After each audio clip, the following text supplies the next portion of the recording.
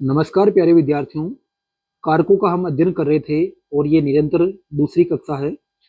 इससे पूर्व अभी हमने कर्ता और कर्म कारक के बारे में सम्यक प्रकार से जाना था। उससे आगे का हम अध्ययन करते हैं। यथासंभव इस कक्षा में हम इस पूरे प्रकरण को समाप्त करने का प्रयास करेंगे। तो आइए देखते हैं। कर्ण कारकम, कर्ण कारक का हम अध्ययन कर रहे हैं। तृतीय विभक्ति इसमें होती है। सबसे पहले इसकी परिभाषा देखते हैं। साधकतमम कर्णम, जो क्रिया को करने में साधकतम होता है, यानी साधक का अर्थ हुआ सिद्ध करने वाला, और तम प्रत्यय का प्रयोग होने से उस साधक का महत्व तो बढ़ जाता है। क्रिया या सिद्धो, क्रिया की सिद्धि में यत यानी जो, सर्वाधिक सहायकम भवति, जो सबसे अधिक सहायक होता है, सबसे अधिक जो जिसकी मदद होती है वो वो आपका कर्ण कहलाता है। देखो, इसको कह सकते हो आप प्रकृष्ट कारक। प्रकृष्ट यानी अत्यधिक उपकारक, उपकार करने वाला। क्रिया की सिद्धि में जो अत्यधिक उपकार करता है उसको आप कर्ण की संज्ञा देंगे, उसको आप कर्ण कहेंगे। अर्थात कर्तृ द्वारा, कर्ता के द्वारा क्रियमाणायाम, किए जाने वाली क्रियायाम, क्रिया में ये यानी जो अतिशयन सहायक है, अत्यधिक सहायक होता है, तस्य कर्ण संज्ञा होती, उसकी कर्ण संज्ञा होती है, उसको कर्ण कहते हैं। जो किसी भी काम को करने में बहुत अधिक महत्वपूर्ण होता है, उस साधन को, उस कारण को कर्ण कहते हैं। ठीक है। अब उसके आगे विभक्ति विधायक सूत्र है। क्योंकि ये आपका साधकतमम कर्णम ये संज्ञा विधायक सूत्र था, और ये जो अगला सूत्र जो आ रहा है विभक्ति विधायक सूत्र है। कर्तृकरणयोस् तृतीया, कर्ता और कर्ण में तृतीया होती है। अब यहाँ पे आपका एक कंफ्यूजन हो सकता है, एक आपके अंदर सवाल हो सकता है कि कर्ता और कर्ण में कर्ण तृतीया विभक्ति कैसे होगी। तो क्योंकि आपको पता है कर्ता में तो प्रथमा विभक्ति होती है, लेकिन ध्यान देंगे कर्ता में प्रथमा विभक्ति होती है, लेकिन कौन से कर्ता में? उक्त कर्ता में। अपन ने उक्त और अनुक्त के बारे में भी जाना था। जो प्रधान होता है उसको उक्त कहते हैं। तो जो उक्त कर्ता होगा, जो प्रधान कर्ता होगा, उसमें प्रथमा विभक्ति होगी, लेकिन जो अनुक्त है उसमें तृतीया विभक्ति का प्रयोग होता है। किसमें? अनुक्त कर्ता में। और उसी के साथ कर्णयो, कर्ण में भी तृतीया विभक्ति होती है। कौन से कर्ण में? अनुक्त कर्ण में। क्योंकि कोई सा भी कारक हो उक्त होगा तो उसमें प्रथमा विभक्ति होगी, और जो अनुक्त है उसमें तृतीया विभक्ति का प्रयोग होगा। अनुक्त कर्ता और अनुक्त कर्ण में तृतीया विभक्ति का प्रयोग। इसका अर्थ यह है, अनुक्ते कर्तृ, अनुक्त कर्ता में, कर्णे च और कर्ण में, अनुक्त कर्ता में और अनुक्ति कर्ण में तृतीया विभक्ति का प्रयोग होता है। अर्थात अप्रदाने कर्तृ, अप्रदान कर्ता में और अप्रदान कर्ण में तृतीया विभक्ति होती है। जैसे अब इसका उदाहरण देखिए आप। रामेण बाणेन बाली, रामेण बाणेन हत बाली, रामेण राम के द्वारा, बाणेन बाण से, हत यानी मारा गया, बाली। ये जो वाक्य है ये आपका कर्म वाच्य का वाक्य है।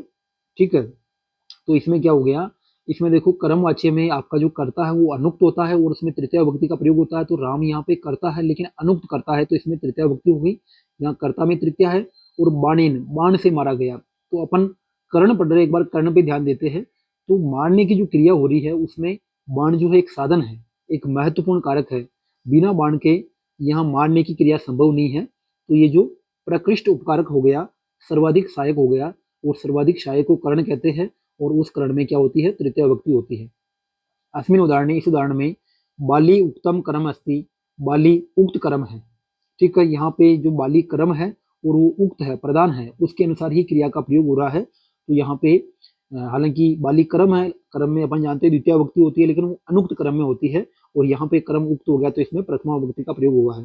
तस्य हनन क्रियायाम, उसका हनन क्रिया में राम है, राम स्वतंत्र करता, स्वतंत्र करता है। इस क्रिया को करने में राम स्वतंत्र है। ठीक है, इसलिए वो कर्ता कहलाया। और कर्ता में प्रथमा होती है, लेकिन यहाँ कर्ता अनुक्त है, इसलिए तृतीया हो गई।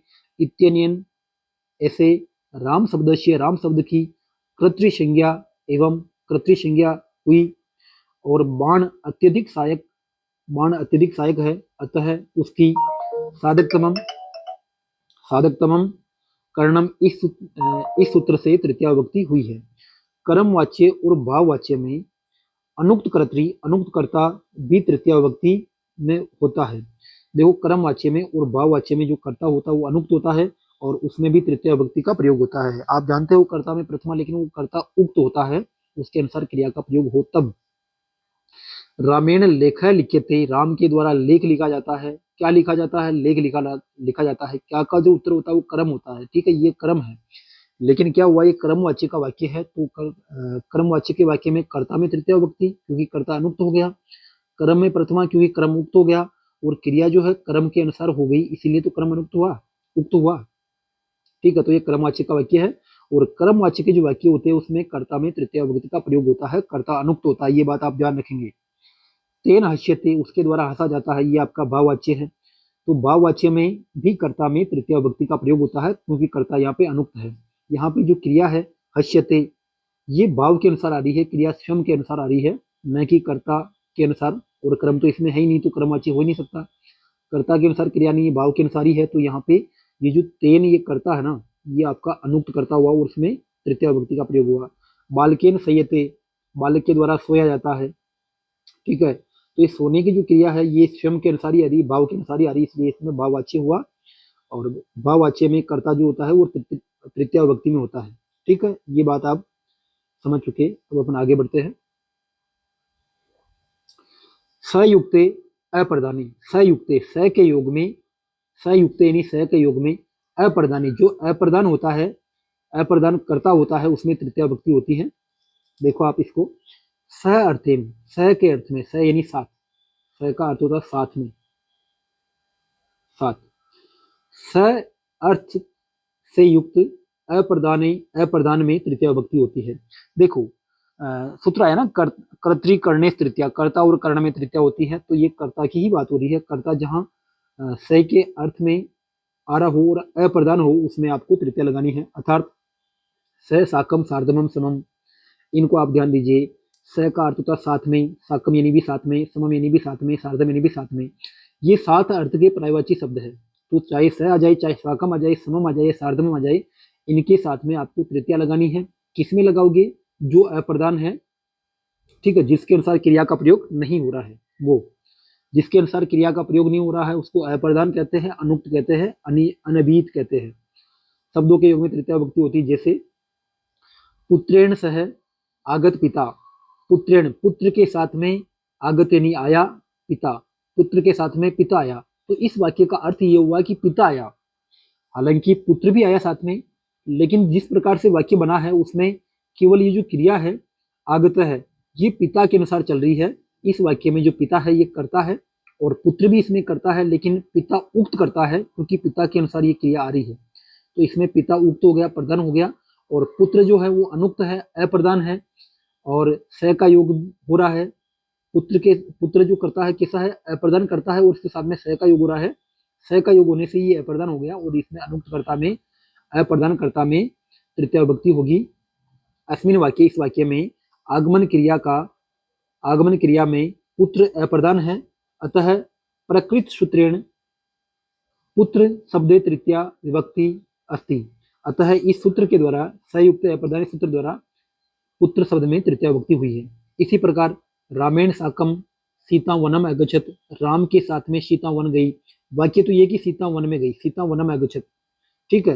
हालांकि साथ तो राम भी गए, लेकिन यहाँ पे राम शब्द के साथ में सह का योग हुआ है, और इससे राम शब्द जो अनुक्त हो गया, और उसमें अनुक्त कर्ता में प्रथमा विभक्ति का प्रयोग हुआ है। गुरुना सार्धम शिष्य पाठशालायां गच्छति, गुरु के साथ में शिष्य पाठशाला में जाता है, पाठशाला को जाता है, ठीक है। इस वाक्य में शिष्य जाता है, वाक्य का अर्थ ये हुआ शिष्य है। देखो इसमें प्रथमा विभक्ति का प्रयोग है, ये उक्त है, शिष्य उक्त करता है, शिष्य जाता है। और गुरु के साथ में यहाँ सार्धम शब्द आ गया, इसलिए गुरु शब्द अनुक्त हो गया, और इसमें तृतीय विभक्ति का प्रयोग हुआ है।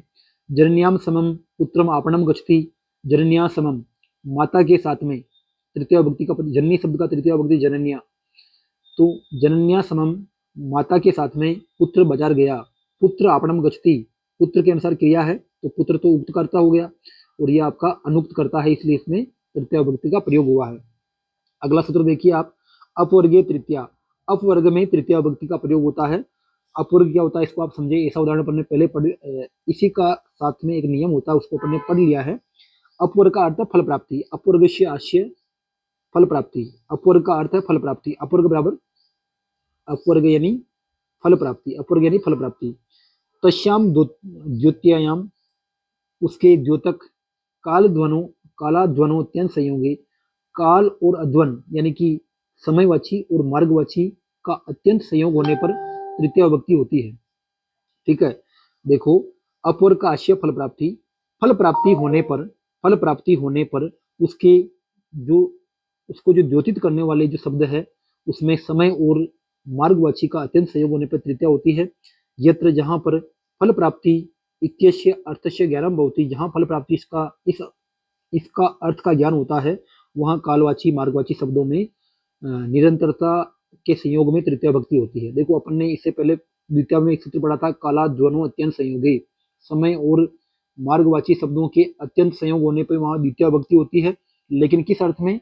निरंतरता अर्थ में। निरंतरता, वहां कार्य चल रहा है, पूर्ण हुआ कि नहीं हुआ इसका वहां पे कोई सूचना नहीं है। लेकिन ये जो आपका अपवर्ग तृतीया है इसमें कार्य पूर्ण हो चुका है, कार्य के फल की प्राप्ति हो चुकी है, इसका सूचना आपको मिलेगी। तो ऐसा समय और मार्गवाची शब्द होंगे उसमें आपको तृतीया लगानी है। अहना क्रोशेन व अनुवाक अधीत है। अहना यानी दिन, दिन में तृतीया विभक्ति प्रयोग हुई, अहन शब्द में तृतीया विभक्ति है और क्रोश का अर्थ है कोष। अहना क्रोशेन व, दिन या कोष से अनुवाक पढ़ लिया मैंने, अनुवाक का अध्ययन कर लिया है। ठीक है, तो यहाँ पे इसमें तृतीया विभक्ति का प्रयोग हुआ, क्यों? क्योंकि अनुवाक का क्या कर लिया? अध्ययन कर लिया है, पूर्ण हो चुका है, प्राप्ति हो चुकी है। देखो इसका एक मतलब ये भी है कि इसमें कत प्रत्यय आपको देखने को मिलेगा, अपवर्ग का सूचक है कत प्रत्यय, तो यहाँ पे अधित में कत प्रत्यय हुआ है, तो यहाँ पे इससे भी आपको एक समाधान मिल सकता है। तो यहाँ अहना या क्रोशेन में कौन सी विभक्ति है? इसमें तृतीय विभक्ति है। क्यों है? क्योंकि यहाँ पे अपवर्ग हो चुका है, पढ़ने की जो क्रिया है वो पूर्ण हो चुकी है, इसलिए यहाँ पे तृतीय विभक्ति का प्रयोग हुआ है। आपको क्रोश शब्द, अहन शब्द या मा शब्द ऐसे मिलेंगे तो उनमें आपको द्वितीय या तृतीया दोनों में से एक लगाना है। अगर कार्य पूर्ण हो चुका है, कत प्रत्यंत शब्द है तो उसमें आप तृतीया लगाइए, अपवर्ग का सूचक है वो। ठीक है, देखो इसका व्याख्या की यहाँ पे, अत्र अहन पर्यंतम दिन भर अध्ययन से, अध्ययन का अत्यंत संयोगी, अत्यंत संयोग होने पर फल प्राप्ति गम्यते, फल प्राप्ति हो जाती है। अतः कालवाचक अहन शब्द में अद्ववाचके और मार्गवाची क्रोश शब्द में प्रकृत सूत्रेण, इस प्रकृत सूत्र के द्वारा अपवर्ग तृतीया द्वारा तृतीया विभक्ति हुई है, ये आपको ध्यान देना है। आगे देखिए, येनांग विकार है, येनांग विकार सूत्र ये क्या कहता है? ये नहीं जिसके द्वारा अंग विकार है, जिसके द्वारा अंग विकार दिखाया जाए उसमें तृतीया विभक्ति होगी। देखो एक तो होता अंगी, एक होता अंग। जैसे मान लीजिए मेरे हाथ पैर ये मेरे अंग हुए और मैं अंगी हुआ। ठीक है, तो जिस विकृत अंग के द्वारा अंगी पर विकार दिखाया जाता है, जैसे कोई आदमी, किसी की आंख कानी हो तो उस आदमी को आंख कानी होने से उसको उस पे काणत्व का आरोप लगा। ठीक है, उस आदमी को कह दिया काणा, तो काणा तो वो थोड़ी ना है, काणा तो उसकी आंख है, लेकिन फिर भी विकृत अंग से उस अंगी पर आरोप लग रहा है, उस अंगी पर विकार दिखाया जा रहा है, तो ऐसी दशा में विकृत अंग में तृतीया विभक्ति का प्रयोग होगा। देखिए, येन विकृत अंगेन, जिस विकृत अंग के द्वारा अंगिन है विकारो लक्ष्यते, अंगी में विकार लक्षित किया जाता है, अंगी में विकार दिखाया जाता है, तस्मिन विकृतांगे, उस विकृत अंग में तृतीया विभक्ति का प्रयोग होता है। जैसे नेत्रेण काणा है, नेत्र से काणा है, वह व्यक्ति काणा है, लेकिन कैसे काणा है? आंख से काणा है, तो नेत्रेण, एक आंख से काणा है, तो इसमें नेत्रेण में तृतीया विभक्ति का प्रयोग हुआ, क्योंकि खराब तो आंख में है। कर्णेन बधिर है, वह बहरा है, कैसे? कर्णेन, कान से बहरा है, तो इस कर्णेन में तृतीया विभक्ति है। जो विकृत अंग उसमें तृतीया विभक्ति लगानी है। पादेन खंजय, पैर से लंगड़ा है, खंजनी लंगड़ा है, पादेन पैर से लंगड़ा है तो पैर में लगाओ आप। ठीक है, सिरसा खलवाट है, वो सिरसा खलवाट का मतलब गंजा है। ये सब बीमारियों के नाम है। काणा यानी काणा, बधिर यानी बहरा, खंजनी लंगड़ा और खलवाट यानी गंजा। ठीक है, तो उसका वो गंजा नहीं है, गंजा तो उसका सिर है। ठीक है, तो विकृत अंग में आपको तृतीया लगानी है। सिरसा खलवाट है, सिर की वजह से वो गंजा है। इस प्रकार से यहाँ तृतीया का प्रयोग हुआ है। इथम भूत लक्षणे, इथम यानी इस प्रकार का, भूत यानी हो चुका है, इस प्रकार का हो गया है, तो ऐसे वाक्य में लक्षणे, लक्षण में आपको तृतीया विभक्ति का प्रयोग करना है। येन चिन्हेन, जिस चिन्ह के द्वारा कस्यचिद, किसी के अभिज्ञान भवति, किसी का अभिज्ञान होता है, किसी की पहचान होती है, जिस चिन्ह के द्वारा किसी की पहचान होती है उस चिन्हवाची शब्द में तृतीया विभक्ति का प्रयोग होता है। ठीक है, कस्यचिदपि, किसी का भी, लक्षणस्य ज्ञानम भवति, किसी भी लक्षण का ज्ञान होता है, तत्र लक्षणवाचके शब्दे, उस लक्षणवाचक शब्द में तृतीया विभक्ति होती है। जैसे देखिए आप, स जटा भी तापस प्रतीयते, वह जटाओं से तापस तपस्वी प्रतीयते लग रहा है। स तापस प्रतीयते, वो तपस्वी लग रहा है। किसी ने देखकर बोला कि वह कौन है, तो उसने बोल दिया जटाक से कि तपस्वी है। क्यों है? क्योंकि जटा भी, जटाओं से, उसके सर में जटाएं हैं और जटाएं तपस्वी लोग रखते हैं। ठीक है, लक्षणों की समानता मिल रही है, लक्षणों से वो तपस्वी लग रहा है, तो लक्षणवाची पद में आपको तृतीया विभक्ति लगानी है। ठीक है, अगर पूछे कोई इसमें रेखांकित करेगा, प्रश्न आएगा रेखांकित पद का विभक्ति, आपको बताना तृतीया, तृतीया वैसे पता चल रही है आपको, लेकिन क्यों है? तो फिर आपको इसका कारण लिखना है। इत्थम भूत लक्षण, इस प्रकार का हो गया है, ऐसी बात में लक्षण में तृतीया विभक्ति आई है। अस्मिन वाक्य, इस वाक्य में जटा इति, जटा इसे लक्षणवाचक शब्द के द्वारा तापस इत्यस्य ज्ञानम भवति, इस यहाँ पर लक्षणवाचक शब्द के द्वारा तापस इसका ज्ञान हो रहा है, अतः प्रकृत सूत्र के द्वारा लक्षणवाचक जटा शब्द में तृतीया विभक्ति हुई है, ऐसा इसका अर्थ हुआ। ठीक है, जैसे स गणवेशन विद्यार्थी परितीयते, वह गणवेश से, वह स्कूल ड्रेस से विद्यार्थी लग रहा है। विद्यार्थी लगने का कारण क्या है? क्योंकि उसने स्कूल ड्रेस पहनी है, और स्कूल ड्रेस तो विद्यार्थी का लक्षण है, तो लक्षणवाची पद में तृतीया विभक्ति का प्रयोग हुआ है। गणवेशन पद आएगा, गणवेशन। ठीक है, ऐसे ही देखो हेतु, हेतु, हेतु शब्द में तृतीया विभक्ति होती है। हेतु का अर्थ होता साथियों कारण, हेतु यानी कारण, हेतु बराबर कारण, तो कारण में तृतीया विभक्ति होगी, ये सूत्र है। हेतुवाची शब्द, हेतुवाची शब्द में, कारणवाचक शब्द में तृतीया विभक्ति होती है। हेतु शब्द, हेतु शब्द है, हेतु शब्द जो है वो कारण, प्रयोजन, पर्याय, कारण अथवा प्रयोजन का पर्याय है।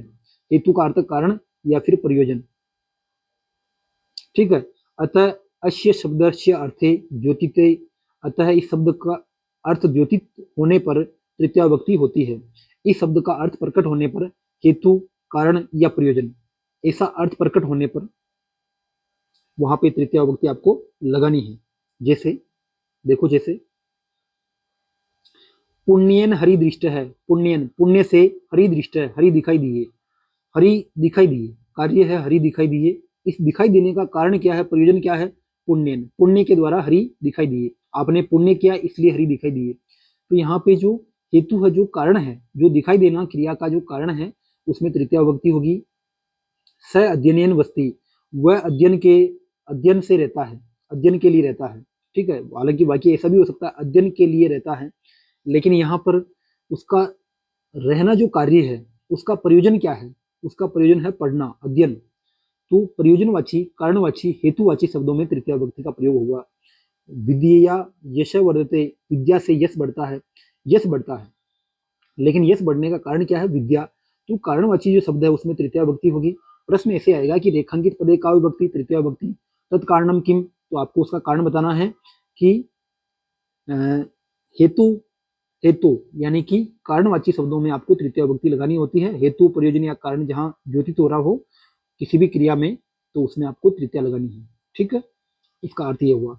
अब साथियों संप्रदान हमारा, संप्रदान अपना शुरू होता है, कर्ण कारक कौन हुआ?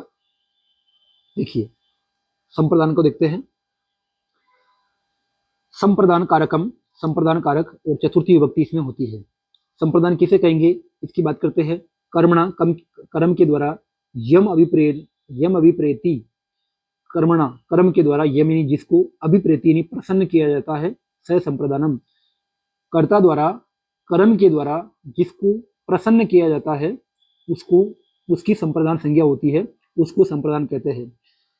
और कर्म में मुख्य रूप से दान कर्म की बात करते हैं। दानस्य कर्मणा, दान आदि कर्म के द्वारा, कर्ता यानी करने वाला, दान आदि कर्म के द्वारा कर्ता, यम संतुष्टम कर्तुम इच्छति, जिसको संतुष्ट करना चाहता है, स संप्रदानम इति कथ्यते, वो संप्रदान कहलाता है। कर्ता किसी भी कर्म के द्वारा जिस किसी को भी खुश करना चाहता है, संतुष्ट करना चाहता है, प्रसन्न करना चाहता है, उसकी संप्रदान संज्ञा होगी। अभिप्रेति का अर्थ है संतुष्ट करना, खुश करना।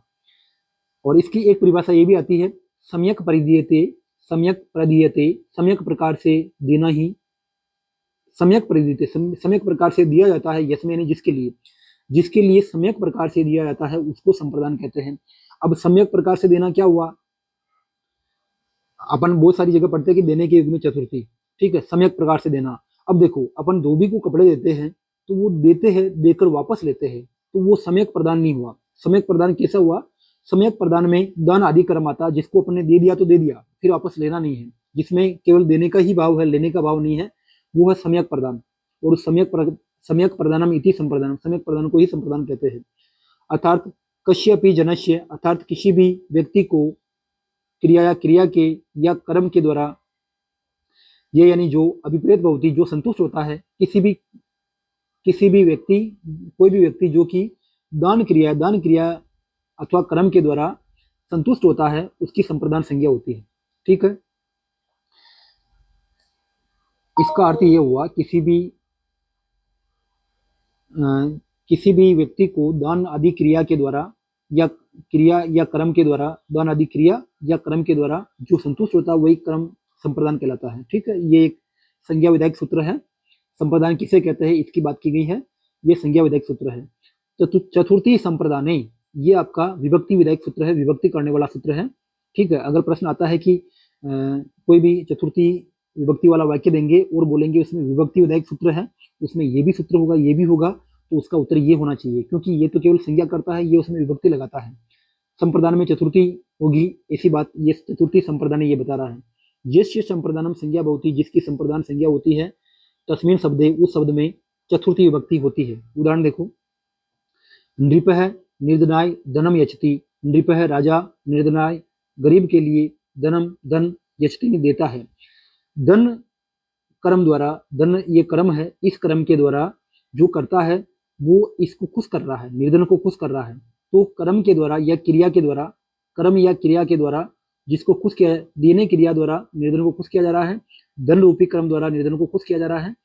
तो जिसको खुश किया जाए उसमें चतुर्थी विभक्ति का प्रयोग होता है। यहाँ पर धन लेकर के निर्धन खुश हो जाएगा, उसको संतुष्टि मिलेगी।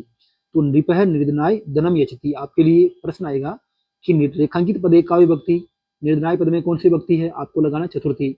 ये तो दिख ही रहा है, पर क्यों है ये नहीं दिख रहा आपको, तो इसमें आपको बताना है कि, अरे क्या आ गया, एक मिनट देखो। हाँ, तो क्या बात कर रहे थे अपन कि राजा निर्धन के लिए धन देता है। यहाँ धन दान क्रिया कर्म अस्ति, यहाँ धन जो है वो दान क्रिया का कर्म है। ठीक है, और इसके द्वारा निर्धन अभिप्रेत है, निर्धन संतुष्ट है। धन जो है वो दान क्रिया का कर्म है, जो क्रिया इसमें देने की जो क्रिया है उसका कर्म है धन, और उस कर्म के द्वारा निर्धन व्यक्ति संतुष्ट है, अतः निर्धन शब्द की संप्रदान संज्ञा हुई है। जो संतुष्ट होगा कर्म के द्वारा, जो संतुष्ट होगा उसी को तो कर्म कहेंगे। देखो ना, कर्मणा यम अभिप्रेति, कर्म के द्वारा जिसको खुश किया जाए वह संप्रदान है। तो यहाँ पे संप्रदान कौन हुआ? राजा निर्धन के लिए धन देता है, तो इसमें संप्रदान कौन हुआ? ऐसा भी प्रश्न आपके लिए आ सकता है, नृप या निर्धन या धन या यच्छति। तो आपका उत्तर होना चाहिए निर्धन, क्योंकि जो क्रिया हो रही है देने की उसका कर्म है धन, और उस धन रूपी कर्म द्वारा निर्धन को खुश किया जा रहा है। जो खुश होता है वही तो निर्धन है, वही तो आपका संप्रदान है। ठीक है, जो अभिप्रेत है, यहाँ अभिप्रेत कौन है, खुश कौन है, संतुष्ट कौन है, निर्धन है। ठीक है, तो निर्धन शब्द की संप्रदान संज्ञा हुई है, और चतुर्थी संप्रदाने, इस सूत्र से यहाँ पे चतुर्थी विभक्ति हुई है। ठीक है, ये आपका विभक्ति कारक है, महत्वपूर्ण है। फिर देखो, रुच्य अर्थानाम प्रियमान है, रुच्य अर्थानाम, इसको आप अलग करोगे तो इसका ये आएगा रुचिधन अर्थानाम, रुचिधन अर्थानाम। रुचि अर्थ में रुच्य अर्थानाम, रुचि अर्थ वाली जो धातुएं हैं, या रुच यानी अच्छा लगने वाले अर्थ में चतुर्थी होगी, लेकिन किस में होगी? प्रियमान है, जो प्रसन्न होता है, प्रियमान यानी प्रसन्न होने वाला। रुचि अर्थ में, अच्छा लगने वाली अर्थ में चतुर्थी होगी, लेकिन जिसको अच्छा लगता है, जो खुश होता है, जो प्रसन्न होता है, प्रियमान का अर्थ प्रसन्न होने वाला। तो अच्छा लगने वाली बात में रुच धातु के योग में जो प्रसन्न होता है, जो प्रियमान है, उसमें चतुर्थी आपको लगानी है। देखो, सूत्र तो यह था कि रुचि अर्थानाम चतुर्थी, रुचि अर्थ में चतुर्थी होगी, रुचि अर्थ वाली, चाहे रुचि धातु आ जाए, चाहे इसके अलावा अन्य धातु भी जो रुचि अर्थ में आती हो, अच्छा लगने वाली अर्थ में अन्य धातु भी आती हो, तो रुच्यार्थानाम चतुर्थी, रुचि अर्थ में चतुर्थी होगी, लेकिन लगेगी किसमें? तो प्रियमान है, जिसको प्रसन्न किया जाए, जो खुश हो जाए, जिसको अच्छा लगे। ठीक है, रुच्य अर्थानाम धातु नाम, रुचि अर्थ वाली धातु के प्रयोग में ये जो प्रियमाण है, जो प्रसन्न होने वाला है होता है, तस्य संप्रदानम संज्ञा भवति, उसको संप्रदान कहते हैं। और जब संप्रदान कह दिया तो फिर संप्रदान में तो चतुर्थी विभक्ति होती है। जैसे भक्ताय रामायणम रोचते, भक्तों को रामायण अच्छी लगती है। रोचते, अच्छा लगने वाली बात हो गई। रुचि धातु का ही प्राय यहाँ प्रयोग होता है, लेकिन कोई और भी धातु आ सकती है। आप अच्छा लगने वाला अर्थ वाली और भी धातु ध्यान रखिए। जैसे रुच, यहाँ पे रोचते हैं, यहाँ पे भी रोचते, रोचते, रोचनते। यहाँ स्वदते, स्वद का अर्थ है अच्छा लगना। तो अच्छा लगने अर्थ वाली, जरूरी नहीं कि यहाँ रुचि धातु आई तभी आप चतुर्थी लगाए। रुच का अर्थ है अच्छा लगना, और इस अर्थ में अन्य धातु भी अगर आ जाती है तो उसमें भी आपको चतुर्थी ही लगानी है। किस में लगाओगे? जो प्रसन्न हो रहा है, जिसको अच्छा लग रहा है, उसमें चतुर्थी लगाओगे। तो यहाँ पे भक्तों के लिए रामायण अच्छी लगती है, रामायण अच्छी लग रही है। रामायण अच्छी लगती है, किसको लगती है? भक्तों को। जिसको अच्छी लग रही है, जो प्रसन्न हो रहा है, जो खुश हो रहा है, उसमें चतुर्थी लगाओगे। यहाँ भक्त जो है वो प्रियमाण है, और प्रियमाण में चतुर्थी होती है। बालकाय मोदका रोचनते, बालकों को लड्डू अच्छे लगते हैं। देखो, मोदका रोचनते, लड्डू अच्छे लगते हैं, ठीक है। ये आपका कर्ता हुआ, ये आपकी क्रिया हुई।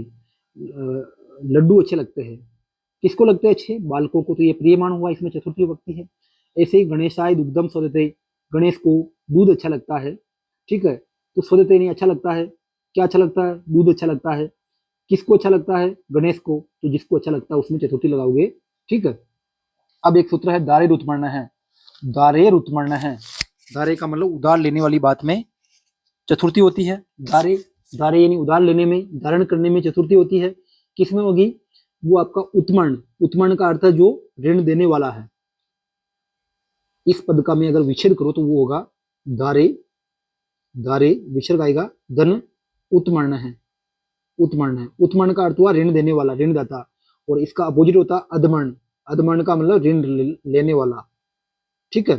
तो उत्मर्ण यानी ऋण देने वाला जो होता है, दारे यानी उधार लेने में, ठीक है। उधार लेने वाली बात में आपको चतुर्थी लगानी है। किस में लगाओगे? किस शब्द में लगाओगे? तो जो उत्मर्ण है, जो ऋण देने वाला है, उसमें आप चतुर्थी लगाओगे। जैसे द्रि यानी धारण करने अर्थ में दार्यति पद आएगा बस। द्रि धारण करने में धातु प्रयोग है, धातु के प्रयोग में ये उत्मर्ण है। जो उत्मर्ण होता है यानी कि ऋण देने वाला होता है, उसकी संप्रदान संज्ञा होती है, उसको संप्रदान कहते हैं। और संप्रदान में चतुर्थी विभक्ति होती है। देवदत्त है, यज्ञ दत्ताय सतम दार्यति, देवदत्त यज्ञदत्त के लिए या यज्ञदत्त का सो धारण करता है। इसका अर्थ ये हुआ, देवदत्त जो है यज्ञदत्त से सो लेता है।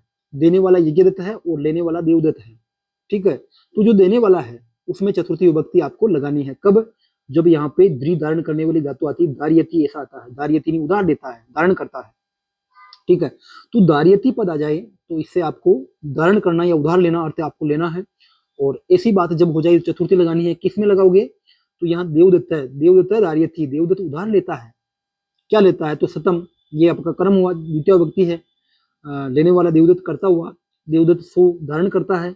अब किससे लेता है? देने वाला कौन है? यज्ञदत्त। तो जो देने वाला है उसमें आपको चतुर्थी लगानी है। वाक्य इसमें, इस वाक्य में ऋणदाता, ऋण देने वाला यज्ञदत्त जो है वो उत्मर्ण है, और उत्मर्ण में ही आपको चतुर्थी लगानी है। दारेर उत्मर्ण है, दारे यानी धारण करने अर्थ में चतुर्थी लगती है। किसमें? उत्मर्ण में लगती है, ठीक है। उम्मीद करते हैं समझ में आया होगा। आगे बढ़ते हैं। सप्रिय इप्सित है, सप्रिय इप्सित है, ये एक सूत्र है, इसको आप ध्यान देंगे। इसमें क्या है? सप्रिय यानी चाहना, चाहना अर्थ में चतुर्थी विभक्ति होती है। किसमें होगी? इप्सित यानी जो आपका इच्छित है। देखो, आप किसी भी चीज को चाहते हो तो चाहने वाली बात है, उस चाहने वाली बात में चतुर्थी होगी। लेकिन किस में लगाओगे? जो आपकी इच्छित वस्तु है, जिसको आप चाह रहे हो, उसमें इप्सित का। देखो, सप्रिय अर्थ, सप्रिय का अर्थ हुआ चाहना, सप्रिय यानी चाहना, ठीक है। इस चाहने में क्या होगी? इस चाहने में चतुर्थी होगी, फोर्थ विभक्ति आपकी होगी। लेकिन होगी किसमें? इप्सित, जो आपका इप्सित, इप्सित का अर्थ हुआ इच्छित, जो आपका इच्छित है, जिसको आप चाह रहे हो, जिसकी आप इच्छा करो, जिसको पाना चाह रहे हो ना। सप्रिय, सप्रिय इप्सायाम, सप्रिय धातु, सप्रिय का अर्थ है इच्छा करना। धातु के योग प्रयोग में ये इप्सित भवति, जो आपका इच्छित होता है उसकी ही संप्रदान संज्ञा होती है, ठीक है। उसकी ही संप्रदान संज्ञा होगी। देखो, ध्यान दो यहाँ पे, इप्सित, इप्सित का अर्थ है चाहना, केवल चाहना। और इप्सितमम यानी एकमात्र उसी को चाहना। इप्सितमम की तो कर्म संज्ञा होती है, और इप्सित की बात कर रहा है ना। बालकाय, बालक है, पुष्पाय सप्रियति, बालक पुष्पों को चाहता है, पुष्प को छूना चाहता है ना। तो सप्रिय जो धातु है, देखो यहाँ पे धातु तो आपकी स्पष्ट है, सप्रियति ऐसा पद आएगा, सप्रियति। ठीक है, तो स्प्रिय धातु के योग में आपको चतुर्थी लगानी है, बस ये बात ध्यान रखिए आप। सप्रिय जहां कहीं आ जाए चतुर्थी लगानी है, पर लगाओगे किसमें? तो जिसको आप चाहते हो, जिसको स्पर्श करना चाहते हैं, छूना चाहते हैं, तो बालक फूलों को चाहता है। ठीक है, तो यहाँ पे पुष्पाय, जिसको चाहता है उसमें चतुर्थी विभक्ति, जो इप्सित है उसमें चतुर्थी लगेगी। यहाँ पुष्पाय जो है पुष्प इप्सित है तो इसमें चतुर्थी लग गई है। अब आगे देखो, अगला सूत्र महत्वपूर्ण है, क्या है? क्रुद्ध द्रुह ईर्ष्य असूय अर्थानाम यम प्रति कोप है। क्रुद्ध द्रुह है, क्रुद्ध यानी क्रोध करना, द्रुह यानी द्रोह करना, ईर्ष्य यानी ईर्ष्या करना, और असूय का मतलब निंदा करना। अर्थानाम, अर्थों का यम प्रति कोप है, जिसके प्रति कोप होता है उसमें चतुर्थी विभक्ति होती है। कहने का अर्थ यह हुआ कि क्रुद्ध, द्रुह, ईर्ष्य और असूय, क्रोध करना, द्रोह करना, ईर्ष्या करना, असूया करना, इन अर्थ वाली धातुओं में चतुर्थी विभक्ति होती है। जरूरी नहीं कि क्रोध शब्द आए, क्रोध के अलावा और भी कोई क्रोध के अर्थ वाली धातु है, जरूरी नहीं कि ध्रुव आएगी, ध्रुव के अर्थ वाली और भी धातु है। ईर्ष्या अर्थ से, ईर्ष्या का मतलब जलन, जलन अर्थ वाली ईर्ष्या के अलावा और भी धातु है। ऐसे ही असूय यानी निंदा करना, इनके असूय के अलावा और भी निंदा अर्थ वाली धातु है, तो इनके साथ में इनके अर्थ वाली धातु में चतुर्थी विभक्ति होगी। किसमें लगाओगे? यम प्रति कोप है, जिसके प्रति कोप किया जाए, जिसके प्रति द्रोह। कोप, कोप शब्द का जो अर्थ है चारों के साथ लेना है। देखो, क्रोध यानी क्रोध करना, और कोप का मतलब वही क्रोध, तो जिस पर क्रोध करे, धातु क्रोध आ रही है आपको, चतुर्थी लगानी है, लेकिन लगाओगे किस पे? जो जिस पे क्रोध किया जाए। ऐसे ही इस कोप का अर्थ द्रोह के संदर्भ में आपको लेना है। द्रोह यानी द्रोह करना, तो उसमें चतुर्थी लगाओगे। किसमें लगाओगे? जिससे द्रोह किया जा रहा है। ईर्ष्या, तो जिससे ईर्ष्या की जा रही है उसमें चतुर्थी। यहाँ कोप का अर्थ सबके संदर्भ में अलग अलग हो जाएगा। असूय, तो असूय में आप असूयती पद कहीं आ रहा है तो आपको चतुर्थी लगानी है। किसमें लगाओगे? तो जिसके प्रति आप कोप कर रहे हो, जिसके प्रति आप निंदा कर रहे हो उसमें चतुर्थी लगाओगे। क्रोध आदि अर्थों वाली धातु के प्रयोग में जिसके प्रति कोप किया जाता है, जिसके प्रति द्रोह किया जाता है, जिसके प्रति ईर्ष्या या निंदा की जाती है, उसकी संप्रदान संज्ञा होती है और संप्रदान में चतुर्थी होती है। क्रोध का अर्थ क्रोध, द्रोह का अर्थ है द्रोह करना, अपकार करना। इनका अर्थ भी ध्यान रखिए, आपको अर्थ भी पूछ लेता है। क्रोध का अर्थ क्रोध है, द्रोह का अर्थ क्या है? अपकार, बुराई करना, द्रोह करके बुराई करेगा ना। ईर्ष्य, ईर्ष्य का मतलब जलन करना किसी से। कोई आगे बढ़ रहा है तो उसको अपन देख नहीं पा रहे, तो उससे अपन जलन कर रहे हैं, उसको माफ नहीं कर पा रहे हैं। एक्शन, एक्शन मतलब सहन नहीं कर पा रहे उस चीज को। एक्शन का अर्थ सहन करना। ठीक है, तो यहाँ ईर्ष्या का अर्थ भी पूछ सकता है। ईर्ष्या का अर्थ क्या है? तो एक्शन, अर्थ भी ध्यान रखिए आप। असूय का अर्थ क्या है? असूय यानी निंदा करना, किसी के गुणों में दोष निकालना। दोष दर्शनम निंदा, दोष दर्शन कोई निंदा कहते हैं और उस निंदा को ही असूय कहते हैं।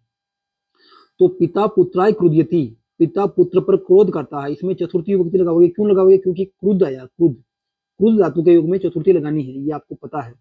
लेकिन लगाओगे किसमें? तो जिस पर कोप किया जा रहा है उसमें चतुर्थी लगाओगे। कोप किस पे हो रहा है? पुत्र पर हो रहा है। पिता का पुत्र पर कोप है, क्रोध है, तो पुत्र शब्द में चतुर्थी विभक्ति लगाई आपने। किम क्रह नृपाय द्रुयति, किंकर राजा के लिए द्रोह करता, राजा से द्रोह करता है, नौकर राजा से द्रोह करते हैं। ठीक है, तो यहाँ पे द्रुयति, द्रुयति द्रोह धातु आई है, इसलिए यहाँ पे चतुर्थी लगेगी। लगेगी किसमें? तो जिसके प्रति द्रोह किया जा रहा है, यम प्रति कोप है, जिसके प्रति कोप है, द्रोह है, तो वहां पे नृप पद में राजा से द्रोह है तो राजा में चतुर्थी विभक्ति लगेगी। दुर्जन है, सजना ईर्ष्यति, दुर्जन जो है सज्जनों की बराबरी तो कर नहीं सकते, तो फिर क्या करेंगे? उनको सहन नहीं कर पाएंगे, ईर्ष्या करेंगे। ईर्ष्यति, ईर्ष्या का अर्थ क्या है? एक्शन, सहन नहीं कर पाना। तो जिसको सहन नहीं कर पा रहे हैं उसमें चतुर्थी लगाओगे आप, और वो है सज्जन, सजनाई। ठीक है, आगे देखो आप। नमः स्वस्ति स्वाहा स्वदा अलम वषड योगा चतुर्थी। नमः, नमस्कार, नमः ये एक अवयव शब्द है जिसका अर्थ है नमस्कार करना।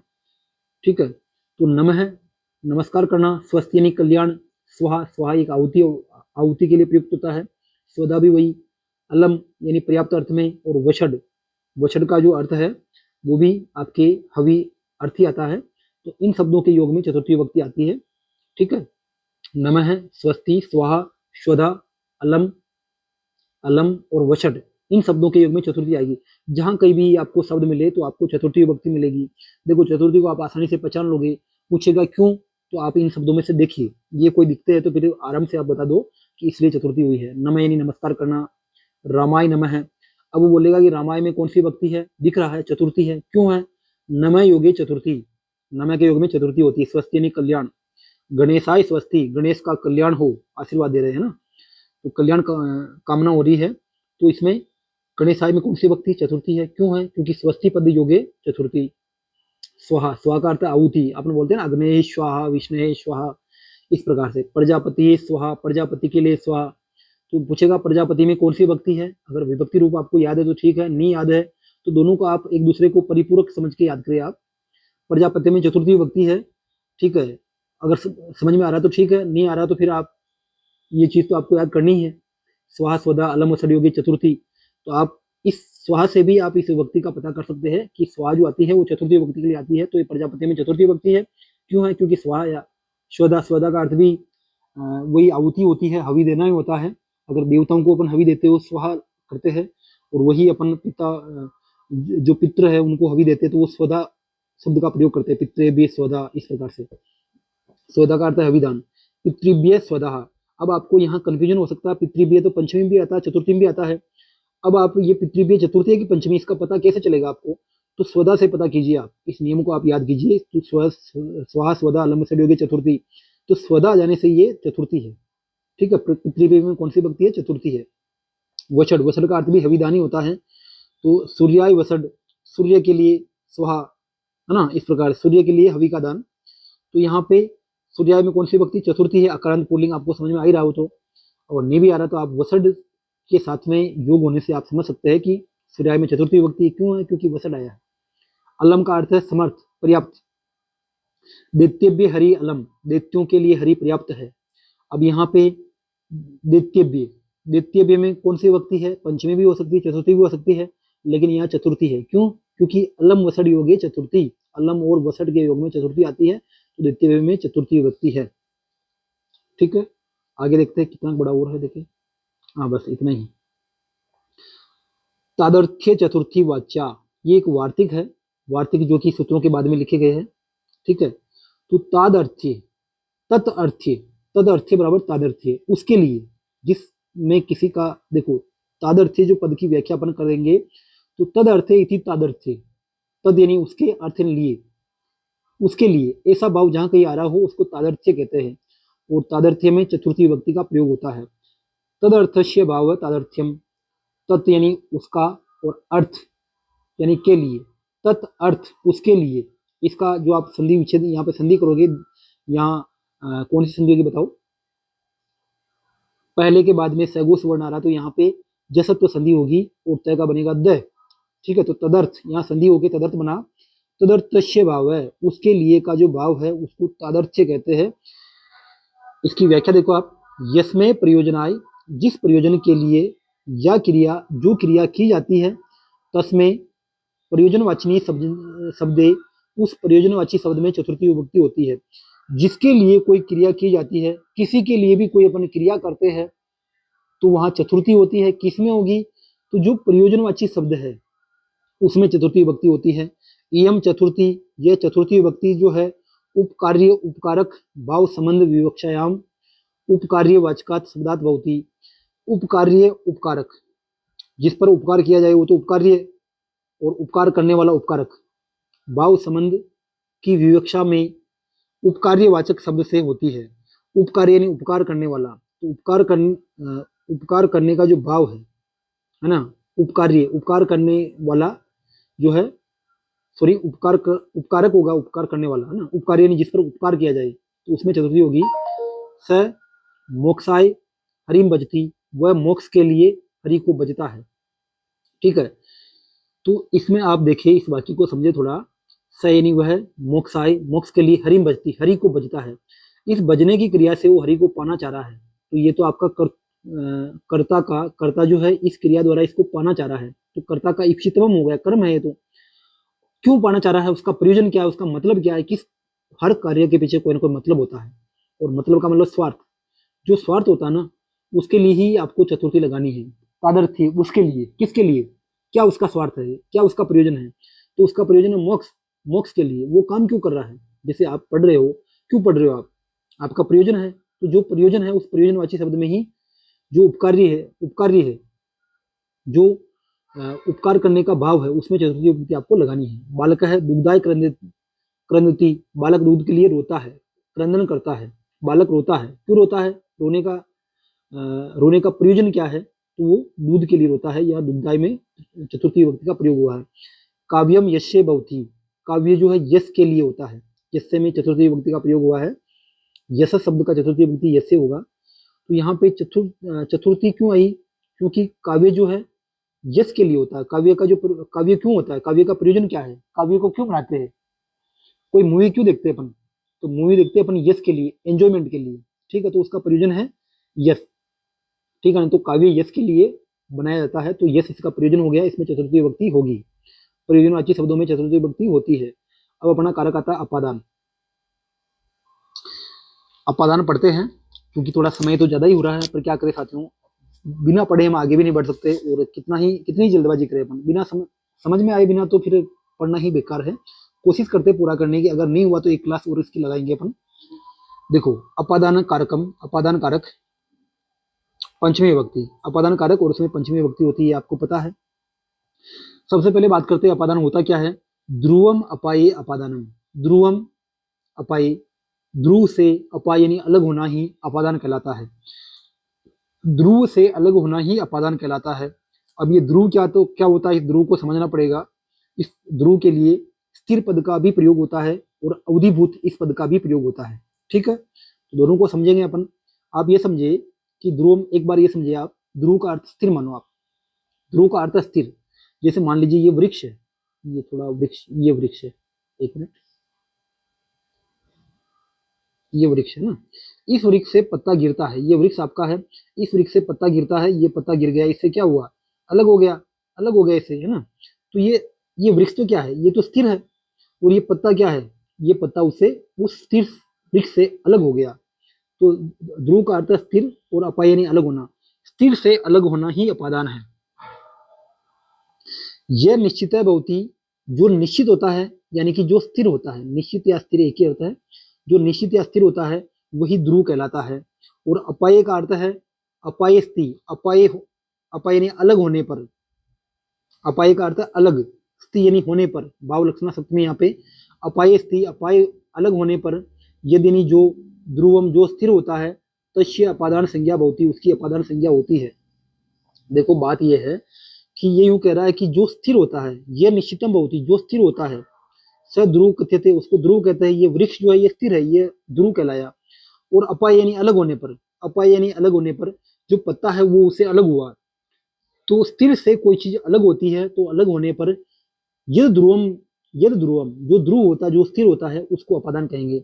वृक्ष से पत्ता गिरा, ये वाक्य है, तो वृक्ष तो इस वाक्य में स्थिर है, और पत्ता जो है उससे अलग हुआ, स्थिर से कोई चीज अलग हुई, तो इसमें अपादान कारक हुआ, अपादान होगा। और अपादान किसको कहेंगे, अपादान कहेंगे स्थिर वस्तु को, जो अलग हुई उसको अपादान नहीं कहेंगे, जो वहीं पे है, जो स्थिर है उसको अपादान कहेंगे। तो स्थिर से अलग होने पर जो स्थिर होता है, जो निश्चित होता है, जो ध्रुव है, उसको अपादान कहेंगे, ठीक है। एक वाक्य इसमें दिया है, दावतो अस्वात पतति, दौड़ते हुए घोड़े से गिरता है, ठीक है। तो इस वाक्य में दावन क्रिया युक्त, दौड़ने वाली क्रिया से युक्त अश्व ध्रुव अस्ति।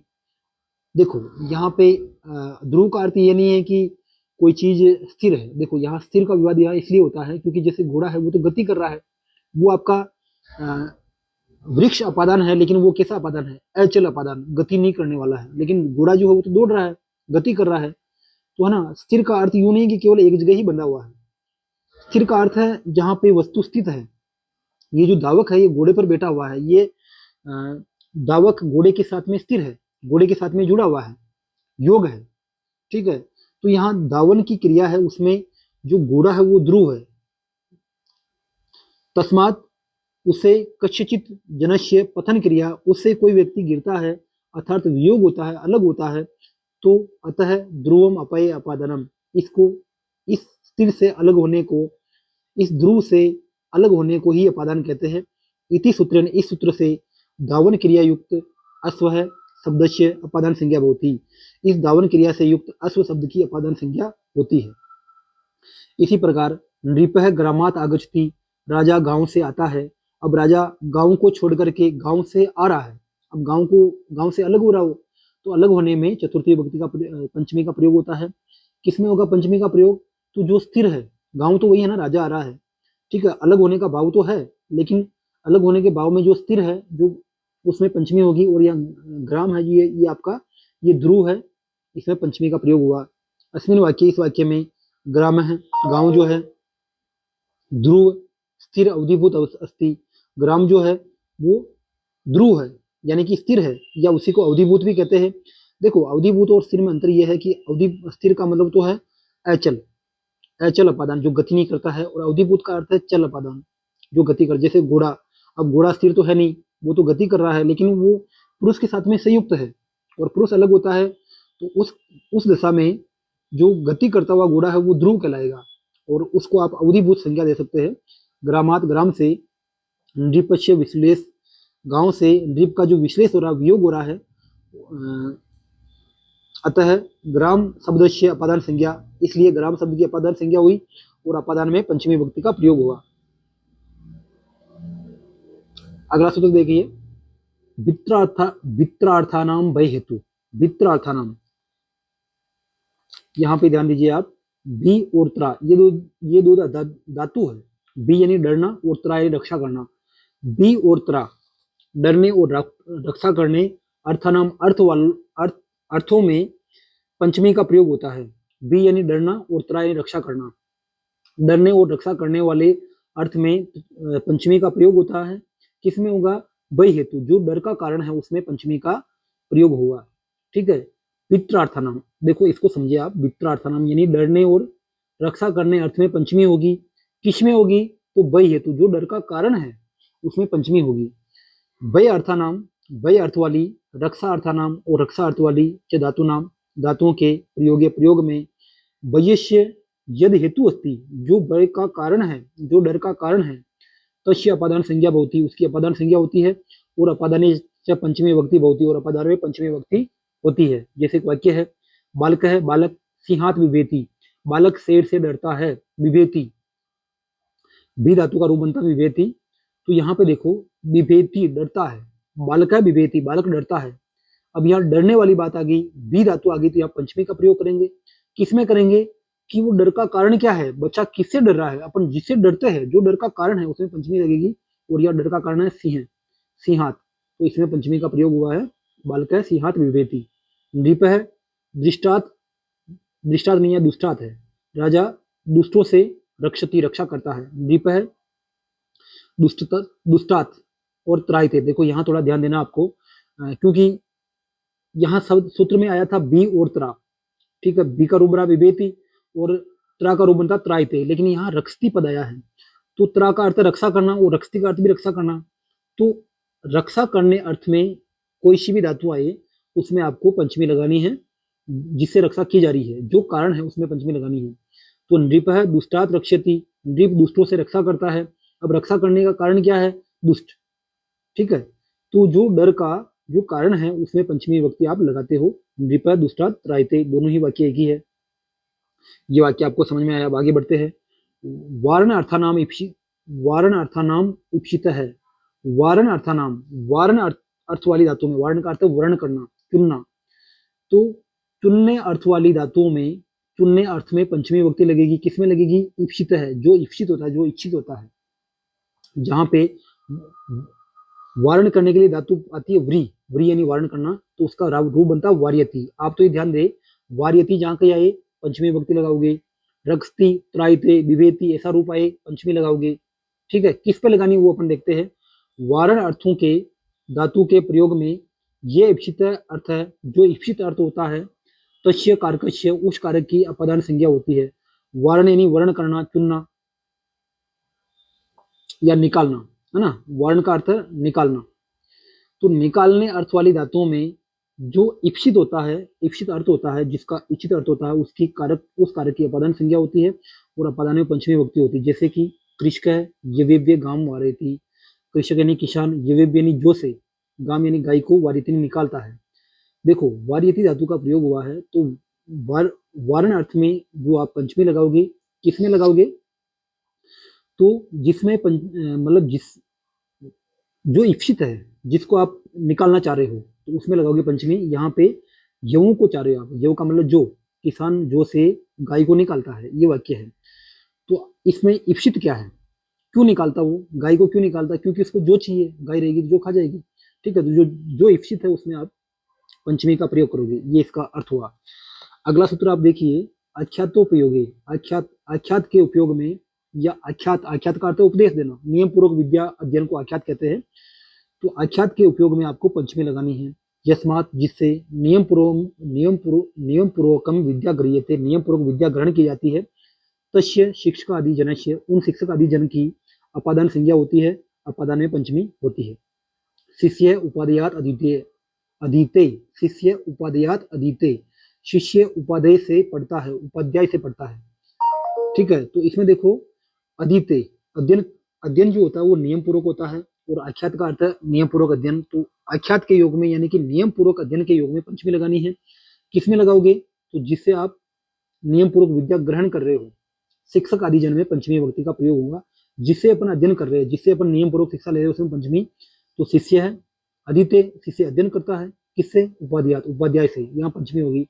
छात्र है, शिक्षकात पढ़ती, छात्र शिक्षक से पढ़ता है, पढ़ने का कार्य हो रहा है, ये भी नियम पूर्वक ही होता है।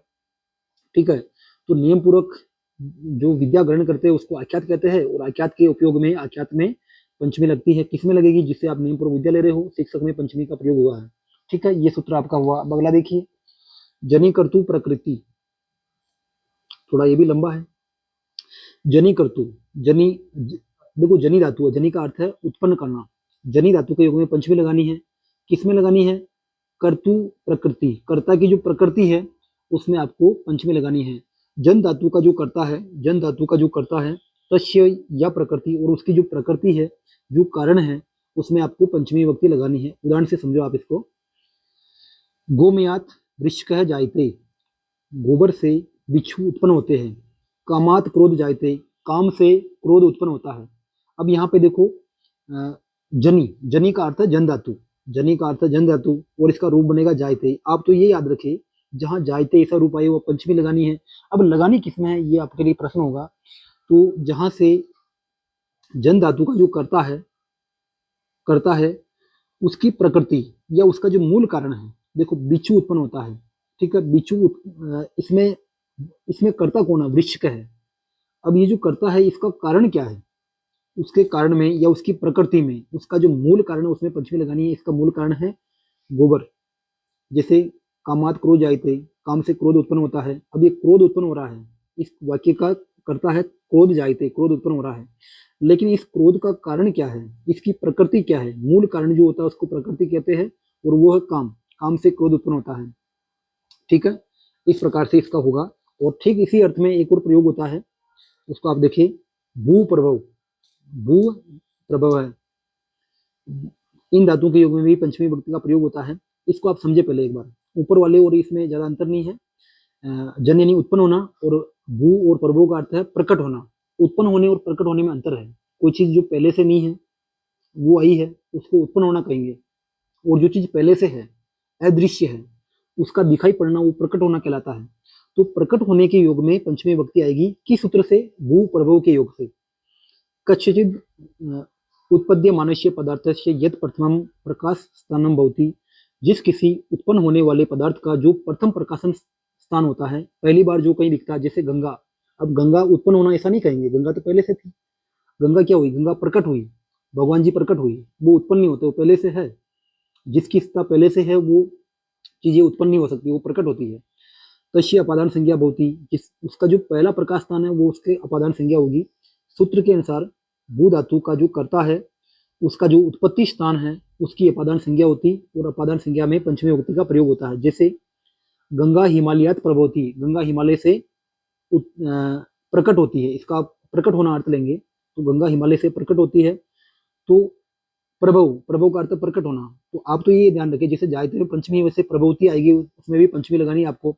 किसमें लगाओगे, तो जो प्रकट हो रहा है, जो उसका मूल स्थान है उसमें पंचमी लगाओगे। यहाँ पे हिमालय है, ये उसकी प्रकृति है, प्रकट होने की जो धातु है उसका जो कर्ता है उसकी प्रकृति है हिमालय।